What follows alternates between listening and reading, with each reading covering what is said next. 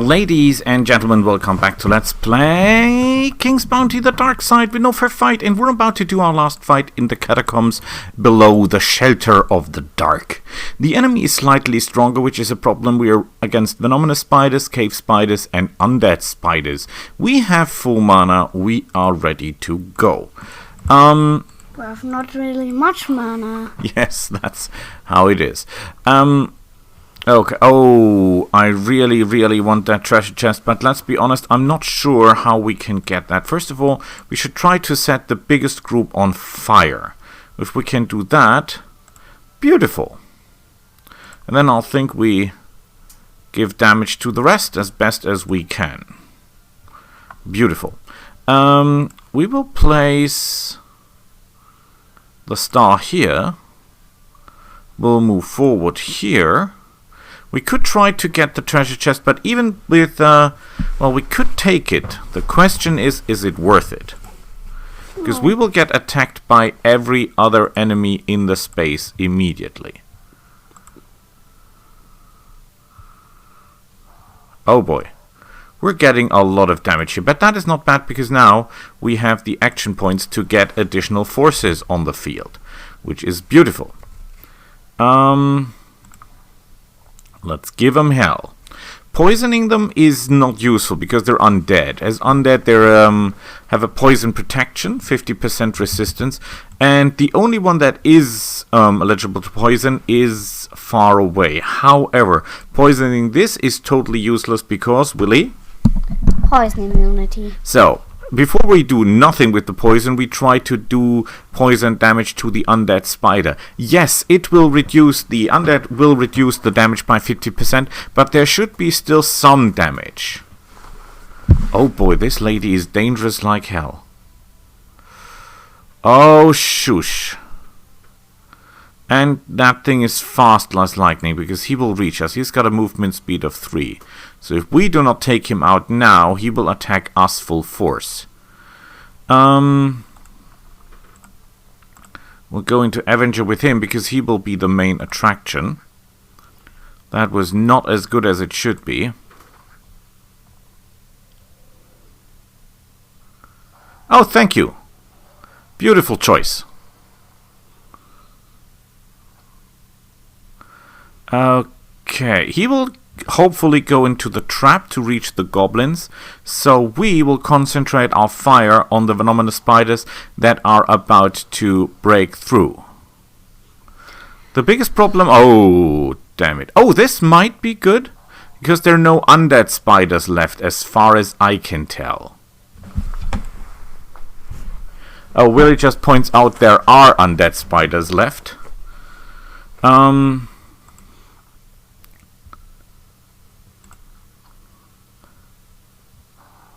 But if we're lucky, the undead spider will not move into this, but the other one will. However, I've got the feeling that we should retreat. We are not any more avenged. Okay, if we throw this, we'll damage our demon. Our demon is already in bad health. The question is, how much damage can these spiders do? They do poisonous damage, so I don't want to take any risks, to be real honest.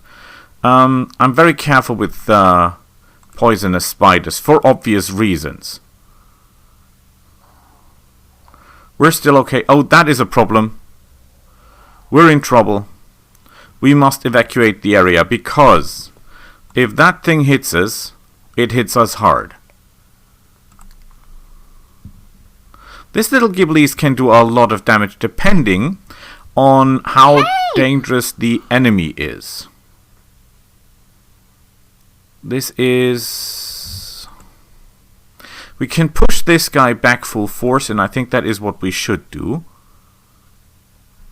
And then we concentrate fire on him because he's the only spider who is theoretically, technically able to break through.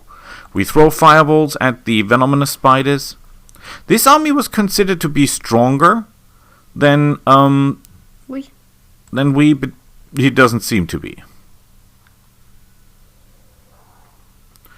Okay, we have to go. This is worrying me. this is going to be a problem. We're outside throwing range no matter what we do, because the throwing range of the goblins is 3 squares. There is a reason, for example, Willy doesn't like these goblins a lot, because with only a range of 3, I'm not saying they're useless, but they're not really hitting anything. And we did it. Without losses. Without losses. And we got the Grand Stratagem medal, and we got the Battle Alchemy medal, which means we now do 10% more damage of poison, fire, and freeze, which is good because our imps do actually fire damage. We get 200 additional leadership for winning 20 fights without losses, and yeah, besides that, we didn't do that much good, did we? We're using the Avenger, because that is also an award. Yes? I have a question. Yes? Why one trap is placed on the field?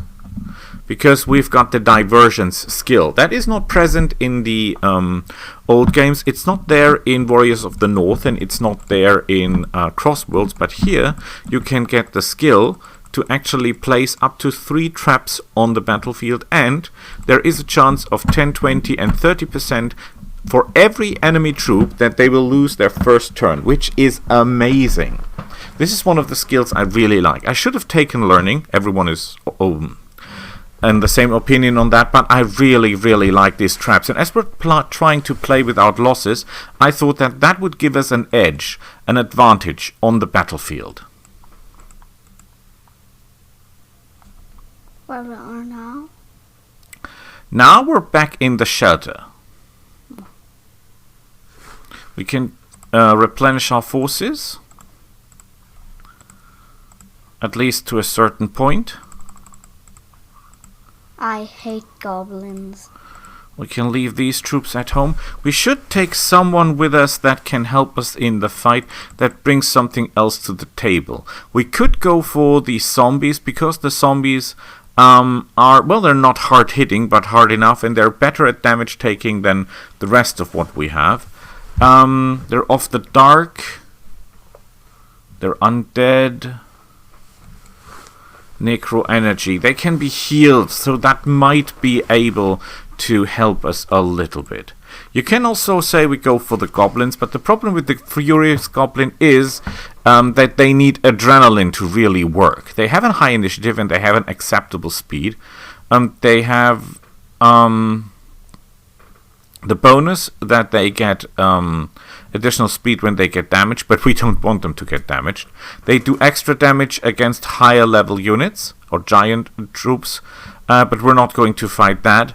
They're greedy. When they kill a troop, they get a bonus. Yeah. And they gather adrenaline. Mainly they're cool because they can collect gold. But we're not fighting for gold at the moment. We're fighting for survival. They only have 18 hit points and their defenses suck. So, I say... well, we can also take these with us. I think that would be the better choice. Or these ones. Yeah, they're not that bad. The problem is we have too little of them to really work. Because why they can sacrifice units to get your own units back, so kind of resurrection, it only works up to 60 leadership. Which is basically nothing. 18... So it doesn't get any better than that, sadly. Let's talk to the Spirit of Darkness. As far as I understand, Nearly, you have collected everything that was buried in the basement, as I see. It's not too difficult, as you three seem to think at first. We can't neglect this chance to collect money, even off the ground, in our mortal struggle against the light. When the darkness has prevailed, I will take this right from you. But now you can use it to use it as actively and as often as you want. Normally when we play, Willy is my digger, so he presses the digging button whenever he sees a light, and he's pretty good at that. Alright, Spirit.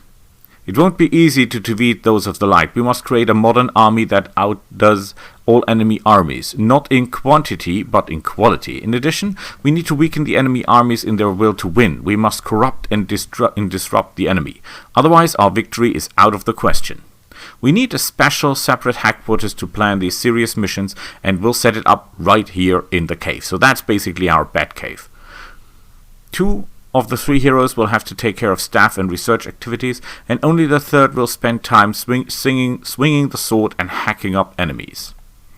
Since each of you is busting, it seems, to go into action, I wouldn't voluntarily do not any staff work. You will all going to draw lots. However draws the longest straw will go to war. Wait for your turn and draw the straw out of the spirit is holding you. So that is basically the point where it's decided if the vampire, the orc, or the Demoness is going to battle. And as we're playing the Demoness, of course, we get the straw. The spirit compares the length of the straw. Neolin has the long straw. Congratulations on your victory in the drawing of lots. Your mission will be extremely important for all of us. So I have 2 gifts for you. First, I'm giving you a horse and the skill to ride. Now you're equal to any hero of the light. I ride a horse. Incredible. And second, I'm giving you a companion. I will have to stay in the shelter, so I used magic to create a creature that will be able to replace my advice to you. To some extent, it will help you in battle by taking everything useful from your friends with him. That's incredible. Greetings, Neoli. His name is Blackie. My name is Blackie, and I will be your companion in all your adventures. You can also use my abilities in battles in the arena. I'll take something of each one's skill to fine-tune them to perfection. Nice to meet you, Blackie. As long as we're here, we should discuss our campaigning plan. We'll discuss the details a bit later. Now you should get to know your companion better. Go with him and reconnoiter? What the heck? The Whitehill and see him in battle. Ask Blackie to take you to Whitehill. By the way, you can give him any other name if you would like that. If you don't like that one. After you've completed the reconnaissance mission, ask Blackie to get you back to the shelter. I try. I want to give like a other name. So we'll give him another name. That is Becker. He's still our hero business. Then we're going to assault the Citadel of Light. Okay, they're not really helpful at this point. What's your progress? I hope that the assault on the Stronghold of Light is right around the corner. Okay, so this is Blackie. Of course, we don't want him to be called Blackie. There is only one name for a companion of mine. And it is, of course, Willy, because without Willy, I don't go anywhere. So, and if anyone helps me, it's Willy. So, he can do the Orc Strike. That does damage. Okay. We can do Jealousy. That will force one enemy force of level 1 and 2 to fight his friends.